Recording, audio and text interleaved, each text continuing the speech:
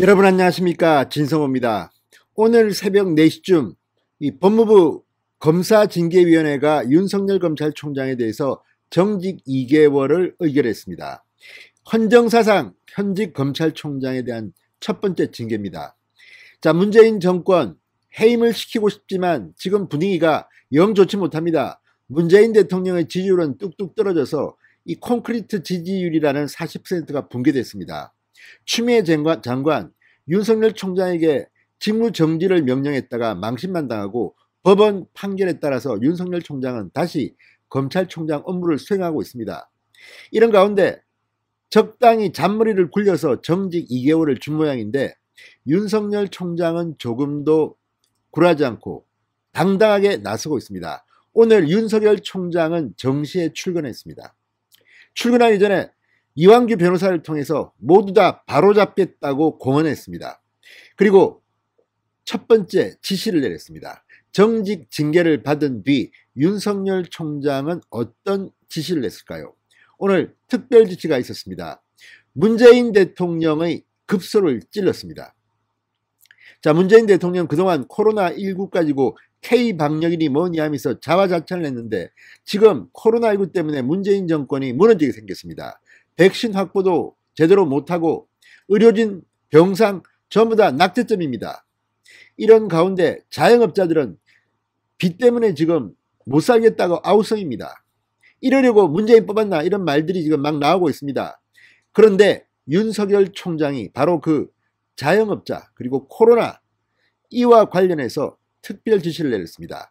바로 징계받은 첫 지시가 민생 현장을 파고드는 것이었습니다. 자, 이걸 보면 문재인 대통령은 할 겁니다. 문재인 대통령이 가장 못하는 것, 그걸 윤석열이 하고 있습니다. 물론 윤석열 총장은 대통령이 아닙니다. 자기 분야에서 할 수 있는 코로나와 자영업자의 고통, 바로 윤석열이 해냈습니다. 추미애 장관은 이제 뻘쭘해졌습니다. 도대체 뭐 하는 사람인지 모르겠습니다. 법무부 장관이 윤석열 때려잡는 것 말고는 지금 뭘 합니까? 그 이면을, 민생 현장을, 청와대와 민주당이 제대로 못하고 있는 그 현장을 윤석열 총장이 파고들었습니다. 좀 무서운 생각도 듭니다. 윤석열 총장이 원래는 정치할 뜻이 없던 것 같은데 이렇게 박해를 받으니까 사람이 좀 변했습니다. 야, 문재인, 추미애, 나 이거 할 수 있어. 니들 이거 할 수 있냐? 한번 봐. 나 좀 할 거야. 이렇게 속으로 생각하고 있는지도 모르겠습니다. 진성호의 융단 폭격 시작합니다. 문재인 대통령을 융단 폭격합니다. 방송에 앞서 아직 진성호 방송에 구독자가 아니신 분들은 붉은색 구독 버튼 눌러주십시오. 더 좋은 방송으로 보답하겠습니다. 자, 정말 자꾸만 때리고 하니까 점점 더 이 몸집이 커지는 것 같습니다. 때릴수록 윤석열은 커집니다. 자, 정직 2개월 이 의결을 받고 난 뒤 어떤 일반적인 사람이라면 움츠러들 듯도 한데 윤석열 총장은 그 반대입니다. 당당하게 정시 출근을 해서 자, 문재인 대통령이 재가를 할 때까지 나는 내 일을 한다. 그리고 재가한 그 순간 행정법원에 소송을 내서 다시 돌아오겠다. I'll be back 뭐 이겁니다. 자, 윤석열 총장 이런 와중에서도 당당히 자기의 일을 하기 시작했습니다. 문재인, 추미애가 못하는 것 바로 민생 현장과 관련된 특별 지시를 내렸습니다. 자, 윤 총장이 방금 전 신종 코로나 바이러스 감염증 확산세에 대응해서 전국의 검찰청에 소상공인 소환조사 자제 등을 지시했습니다.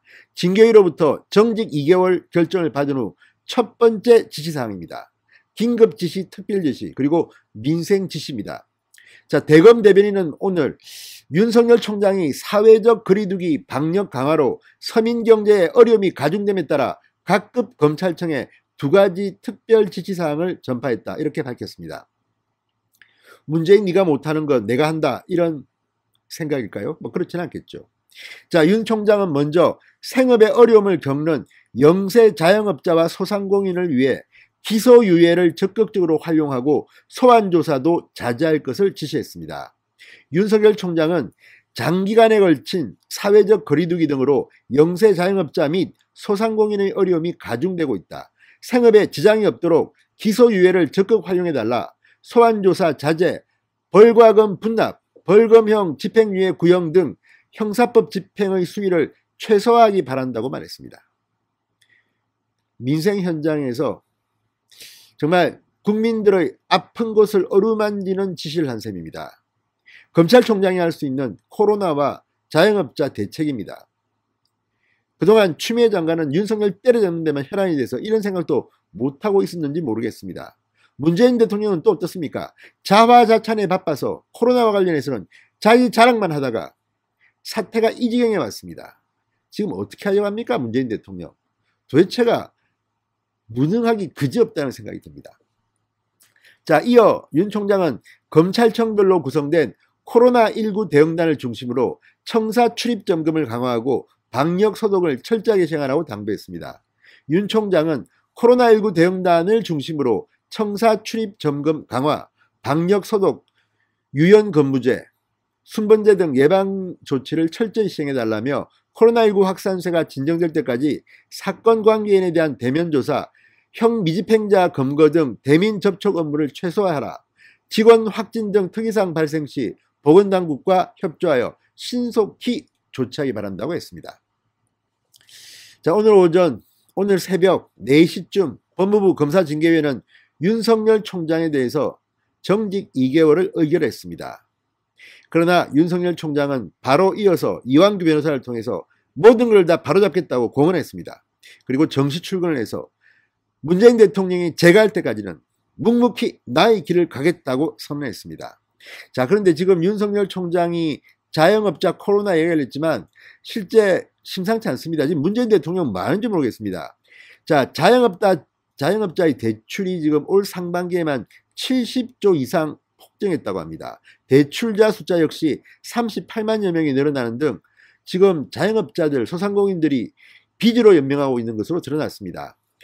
어제 장혜영 정의당 의원이 한국은행으로부터 제출받은 자료를 보니까 올 상반기 자영업자 대출 잔액은 755조 1천억 원에 달했습니다. 그리고 이 돈을 빌린 사람, 차주의 숫자는 229만 6천여 명으로 집계됐습니다. 이는 지난해 말과 딱 비교해보면 잔액은 70조 원 넘게 늘었고 빌린 사람, 차주는 38만 2천여 명가량 늘어났습니다.